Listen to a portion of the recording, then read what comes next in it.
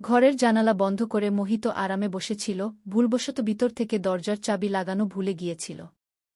হঠাৎ তার চাচি ভিতরে চলে এল, সামনের দৃশ্য দেখে সে তৎক্ষণাৎ বাইরে চলে গেল, কিন্তু তার কাজ বন্ধ করা জরুরি মনে করল না। যখন সে বাইরে এল, তার চাচি বলল, কেন মোহিত, ভিতরে কি করছিলে? সে বলল, চাচি, আপনি তো সব জানেন, এখন আমার মুখ থেকে কি শুনতে চান?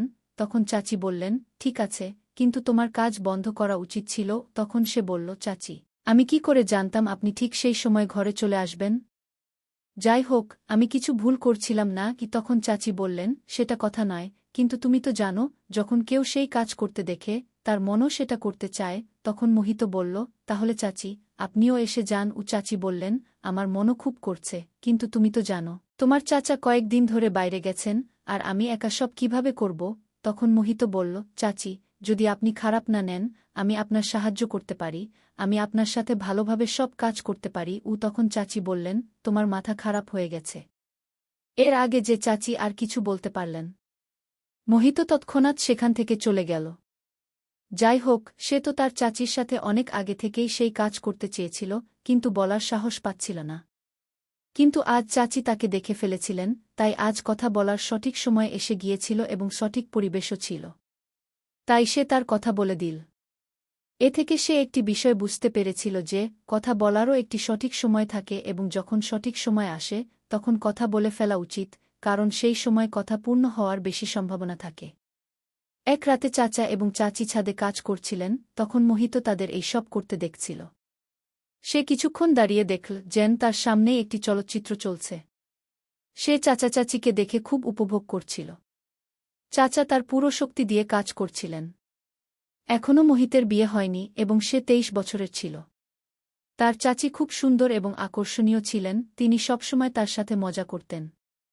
চাচি এবং তার মধ্যে একটি ভালো বন্ধুত্বপূর্ণ সম্পর্ক ছিল। যখন চাচি তার বাড়িতে নতুন বউ হয়ে এসেছিলেন, তখন তার অনেক অহংকার ছিল, এবং অহংকার থাকাও জরুরি ছিল, কারণ তিনি কোনো হিরোইন থেকে কম ছিলেন না। চাচির উচ্চতা যথেষ্ট ছিল, এবং তার চোখ গোল ও রং ফর্সা ছিল, সাইজও খুব ভালো ছিল। যখনই তিনি মোহিতের দিকে তাকাতেন, তার দৃষ্টি তার বুক চিরে দিত, কিন্তু যখনই সে কোনো কথা বলত, তিনি মুখ বানাতে শুরু করতেন। তখন থেকেই সে বুঝে গিয়েছিল যে চাচির ভিতরে সৌন্দর্যের অহংকার ভরা আছে। মোহিতের চাচা একটি কোম্পানিতে কাজ করতেন, যেখানে তিনি কাজ করতেন সেই জায়গা তার বাড়ি থেকে ৭০ কিলোমিটার দূরে ছিল। আমি দূরে থাকতাম, তাই তাদের ফিরে আসতে আসতে মধ্যরাত হয়ে যেত এবং কখনো কখনো তারা ফিরেই আসতেন না, কয়েকদিন ধরে সেখানেই থেকে যেতেন, কারণ প্রতিদিন আসা যাওয়া বেশ কঠিন হয়ে পড়ত। যখন চাচা বাড়ি আসতেন না, তখন চাচি তার রুমে একা থাকতেন। মোহিত চাচিকে বহুবার একা কষ্ট পেতে দেখেছে এবং তাকে দেখে সে অনুভব করত যে চাচা মধ্যরাতে বাড়ি আসেন, কখনো কাজ করেন, কখনো না।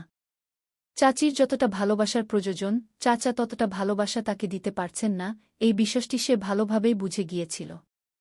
একদিন সকালে মোহিত দেখল যে চাচি বেশ বিষণ্ণ দেখাচ্ছেন। তখন সে তাকে জিজ্ঞাসা করল, চাচি, কি হয়েছে? আপনি এত বিষণ্ণ কেন? তখন চাচি বললেন, আমার স্বাস্থ্য ভালো নেই। এরপর মোহিত তার জন্য মেডিকেল থেকে ওষুধ নিয়ে এল। ওষুধ খেয়ে চাচি তার রুমে চলে গেলেন। কিছুক্ষণ পরে মোহিত তার স্বাস্থ্য সম্পর্কে জানতে তার রুমে গেল, তখন তার বেশ জ্বর ছিল।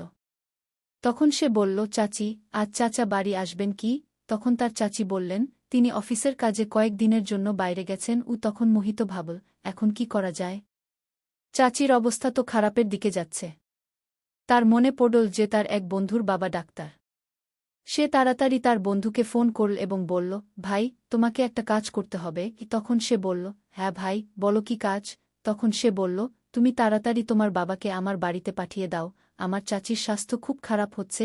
তখন সে বলল, ঠিক আছে ভাই, আমি এখনই পাঠাচ্ছি। কিছুক্ষণ পরে ডাক্তার সাহেব এসে গেলেন। ডাক্তার চাচিকে একটি ইনজেকশন দিলেন এবং কিছু ওষুধ লিখে দিলেন। প্রায় 1 ঘণ্টা পরে চাচির কিছুটা আরাম হতে শুরু করল। পরের দিন সকালে যখন মোহিত বাথরুমে যাচ্ছিল, তখন চাচি বললেন, মোহিত, 1 মিনিট আমার কাছে এসো। যখন সে তার কাছে গেল, তখন চাচি বললেন, দয়া করে আমাকে ক্ষমা করে দাও। তখন মোহিত জিজ্ঞাসা করল, কিসের জন্য? তখন তার চাচি বললেন, যখন আমি এই বাড়িতে এসেছি, তারপর একবারও আমি তোমার সাথে সরাসরি কথা বলিনি, কিন্তু তুমি আমার কত খেয়াল রাখো। মোহিত বলল, চাচি, কিছু না, আমি তো আপনাকে আমারই মনে করি। তখন সে ভাবল যে চাচিকে তার মনের কথা বলে দেবে, এটা ঠিক, কিন্তু তারপর ভাবল যে এখন মনের কথা বলা বোকামি হতে পারে, কারণ এখনই তো চাচি তার দিকে আকৃষ্ট হয়েছেন এবং তার সাথে কথা বলতে শুরু করেছেন। যদি এখনই সে সব বলে দেয় তাহলে খুব তাড়াতাড়ি হয়ে যাবে, কখনো তাড়াহুড়ো করে চাচি রাগ করবেন না। তাই প্রথমে চাচির আরও বেশি ভালোবাসা পাওয়া দরকার, তারপর বলা ঠিক হবে। এরপর চাচি এবং মোহিতের মধ্যে খুব ভালো বন্ধুত্ব হয়ে গেল। এখন সে চাচির সব কথা মানত এবং যে কোনো কাজ সে বলত তা তাড়াতাড়ি করে দিত। তাই চাচিও এখন তার দিকে কিছুটা আকৃষ্ট হচ্ছিলেন। একদিন চাচি তাকে বললেন, মোহিত, তোমার চাচা তো কখনো কখনো বাড়ি আসেন, তাই তুমি রাতে আমার রুমে চলে আসবে, আমরা দুজনে কথা বলব বা একসাথে বসে সিনেমা দেখব। একা আমার রুমে মন লাগে না। মোহিত তার মনে ভাবল, মনে হচ্ছে চাচি তাকে ইঙ্গিত দিচ্ছেন। এখন তার কথা সরাসরি বলা আরও সহজ হয়ে গেছে।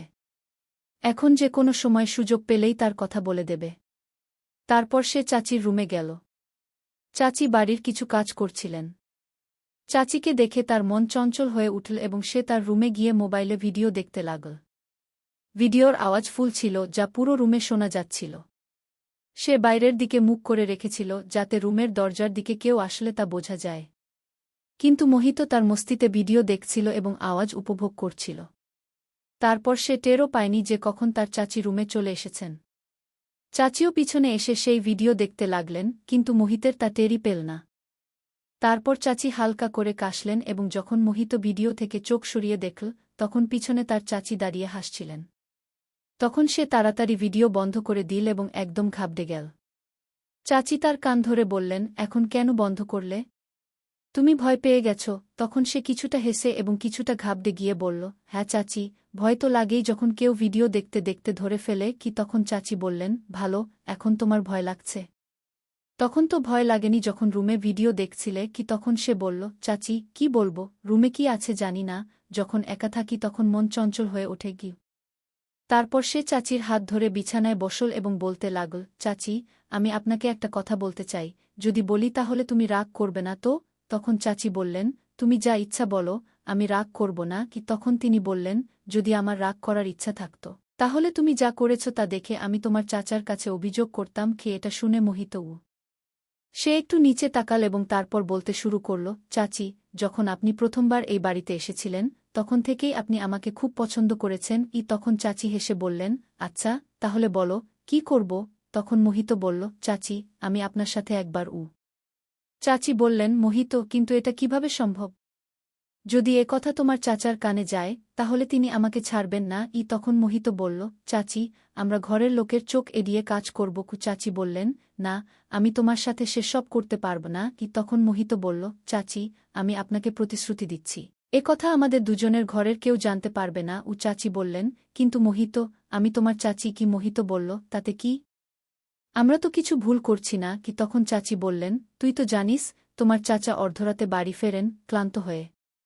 কখনো কখনো তিনি আমাকে খুশি করার চেষ্টা করেন। মোহিত বলল, আমি চাচা সম্পর্কে সব জানি এবং এও জানি যে আপনি খুশি থাকার ভান করেন। এ কথা শুনে চাচির মুখ ম্লান হয়ে গেল। চাচির ম্লান মুখ দেখে মোহিত সত্য বুঝতে পারল। তখন চাচি বললেন, মোহিত, তুমি ঠিক বলছ। সময় কাটানোর জন্য সব হচ্ছে। আমি তোমার চাচার সাথে খুশি নই। তোমার চাচা শুধু এই অজুহাত দিয়ে তাড়াতাড়ি ঘুমিয়ে পড়েন যে তিনি দূর থেকে এসেছেন, ক্লান্ত, এবং এখন ঘুম পাচ্ছে। এখন তুমিই বলো, প্রতিদিন আমি কি তাকে খুশি করার জন্য জোর করতে পারি? তাকেও আমার কথা ভাবা উচিত। তিনি শুধু তখনই স্নেহ দেখান যখন তার নিজের মেজাজ থাকে। আমার কোনো খেয়ালই করেন না আমার মেজাজ আছে কি না।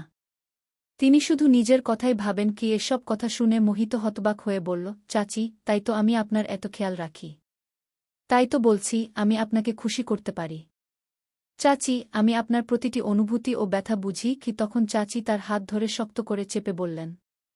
চাচি যখন তার হাত চেপে ধরলেন তখন তিনি বুঝতে পারলেন যে চাচি ভেতরে কতটা কষ্ট পাচ্ছেন। চাচি বললেন, মোহিত, তুমি আমার এত অনুভূতি বুঝো, তুমি কত বড় হয়ে গেছ। কিন্তু আমি কখনো তোমার দিকে মনোযোগ দিইনি। মোহিত বলল, হ্যাঁ চাচি, আমি আপনাকে পুরোপুরি বুঝি। তখন চাচি বললেন, চল, আমি ভেবে দেখি এবং নিজের ঘরে চলে গেলেন। চাচি যেভাবে ঘরে গেলেন তা মোহিতের পছন্দ হল না। তার মেজাজ খারাপ হয়ে গেল এবং সে ভাবতে লাগল যে এখনই কিছু হবে না। পরের দিন সকালে সে বাথরুম থেকে বেরিয়ে এসে দেখল চাচিও সেখানে এসেছেন। চাচি বললেন, আজ খুব স্মার্ট লাগছিস কি? মোহিত কিছু না বলে নিজের ঘরে চলে গেল, কারণ সে চাচির উপর রাগ করেছিল। কিছুক্ষণ পরে চাচি মোহিতের ঘরে এসে বললেন, কি হয়েছে? তুমি কি আমার উপর রাগ করেছ? মোহিত বলল, আপনি আমার ঘর থেকে যান এবং আপনার কাজ করুন। আমি আপনার সাথে কোনো কথা বলতে চাই না। গিয়ে এবং সে কাজে বেরিয়ে গেল। যখন সে সন্ধ্যায় বাড়ি ফিরল, তখন দেখল চাচাও বাড়ি এসেছেন। এখন তার মেজাজ আরও খারাপ হয়ে গেল, কারণ এখন তার স্বপ্ন স্বপ্নই থেকে যাবে। চাচা তাকে দেখে বললেন, মোহিত, ঠিক আছিস তো? সে বলল, হ্যাঁ ঠিক আছি এবং নিজের ঘরে চলে গেল।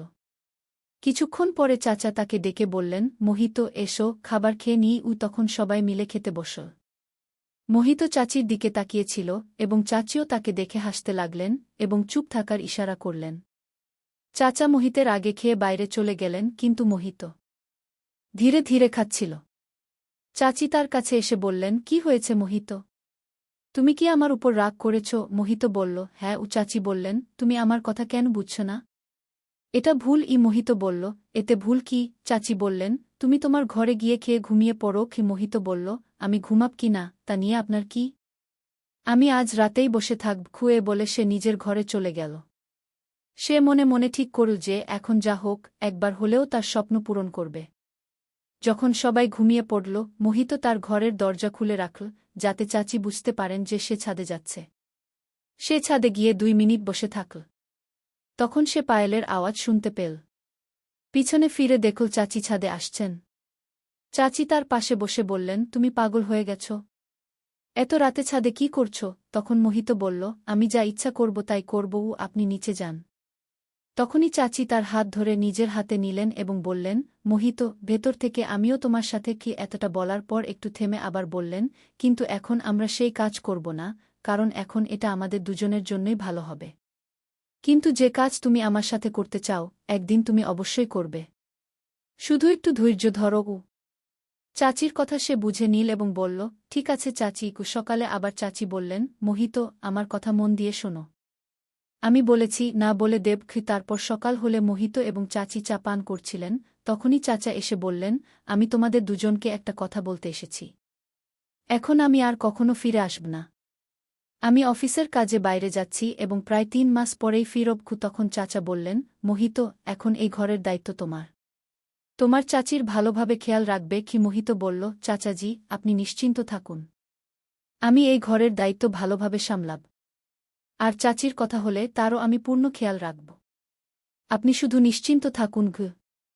তারপর চাচা বললেন, এখন থেকে 2 ঘন্টা পর আমার ট্রেন। তারপর মোহিত তার চাচাকে স্টেশনে ছাড়তে চলে গেল। যখন সে বাড়ি ফিরল, তখন চাচির মেজাজ খারাপ ছিল এবং তিনি কাঁদছিলেন। সে বলল, চাচি, কি হয়েছে? আপনি কাঁদছেন কেন? চাচি বললেন, কাঁদব না তো কি করব? তোমার চাচা তো আগেই কয়েকদিন পর পর আসতেন, আর এখন তো সরাসরি 3 মাসের জন্য চলে গেছেন।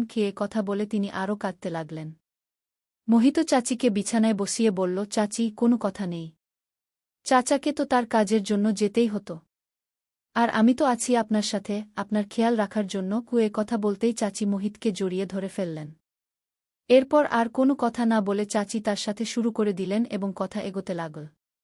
কারণ চাচি এখন খুবই দুঃখিত ছিলেন এবং পুরোপুরি প্রস্তুত হয়ে গিয়েছিলেন। তিনি কিছু না দেখে সমস্ত ভালোবাসা তাকে দিয়ে দিলেন। মোহিত পিছিয়ে থাকল না। চাচা তো সবসময় চাচিকে অসম্পূর্ণ রেখে দিতেন, কিন্তু আজ সেই ঘাটতি মোহিত পূরণ করছিল। সে সারা রাত চাচির পূর্ণ সেবা করল এবং পুরোপুরি উপভোগ করল। চাচিও দিল খুলে ভালোবাসা বর্ষণ করছিলেন এবং নানা অ্যাঙ্গেল বদলে বদলে পুরোপুরি উপভোগ করছিলেন। রাত প্রায় 3টার দিকে তারা দুজন ঘুমিয়ে পড়ল। পরের দিন যখন চাচি উঠলেন, তখন তার চেহারা থেকে স্পষ্ট বোঝা যাচ্ছিল যে চাচি সত্যিই খুশি। এরপর চাচি তার হাত ধরে বললেন, মোহিত, তুমি যে সুখ আমাকে দিয়েছ, তার জন্য আমি জানি না কতদিন থেকে তুমি ব্যাকুল ছিলে। মোহিত বলল, আপনি তো আমার কথা শুনতেই চাইছিলেন না। আর আজ দেখুন, আপনার চেহারার খুশি বলছে আপনি ভেতর থেকে কতটা খুশি। এরপর চাচি তাকে জড়িয়ে ধরে বললেন, থ্যাংক ইউ, আমার মোহিত। সেদিনের পর থেকে মোহিত তার চাচির রুমে তার সাথে ঘুমানো শুরু করল। এখন তারা দুজন প্রতিদিন খুশিতে থাকতে লাগলেন। এই গল্পটি আমাদের একজন দর্শক পাঠিয়েছেন, যার জীবনে এই ঘটনা ঘটেছে। তিনি বলেছিলেন যে তার গল্প সব দর্শকদের শোনানো হোক এবং তার নাম গোপন রাখা হোক। তাই আমরা এই গল্পটি আপনাদের সামনে উপস্থাপন করেছি। যদি আপনার কাছেও এমন কোনো গল্প থাকে এবং আপনি তা লোকেদের সাথে শেয়ার করতে চান, তাহলে আপনি আমাদের পাঠাতে পারেন। আমরা আপনার গল্পটি আমাদের চ্যানেলের মাধ্যমে আমাদের দর্শকদের শোনাতে পারি। যদি গল্পটি আপনার ভালো লেগে থাকে তাহলে আপনার বন্ধু এবং আত্মীয়দেরও পাঠিয়ে দিন। যাওয়ার আগে ভিডিওটি লাইক করুন। এই গল্প বলার উদ্দেশ্য কারো হৃদয়ে আঘাত করা নয়, কারো অনুভূতিতে আঘাত করা নয়, কোন ধরনের অনৈতিকতাকে উৎসাহিত করা নয়। এই গল্পের উদ্দেশ্য সমাজে ঘটে যাওয়া এই ধরনের বিষয়ে সচেতনতা আনা। আমরা এই গল্পের মাধ্যমে আমাদের দর্শকদের এই শিক্ষামূলক বার্তা দিতে চাই যে, এই ধরনের বিষয়ে সতর্ক থাকুন, নিরাপদ থাকুন এবং সচেতন থাকুন। আমরা আপনাকে আবার এমনই কোনো গল্পে দেখা করব। ভিডিওটি ভালো লাগলে লাইক করুন, শেয়ার করুন, সাবস্ক্রাইব করুন। ধন্যবাদ।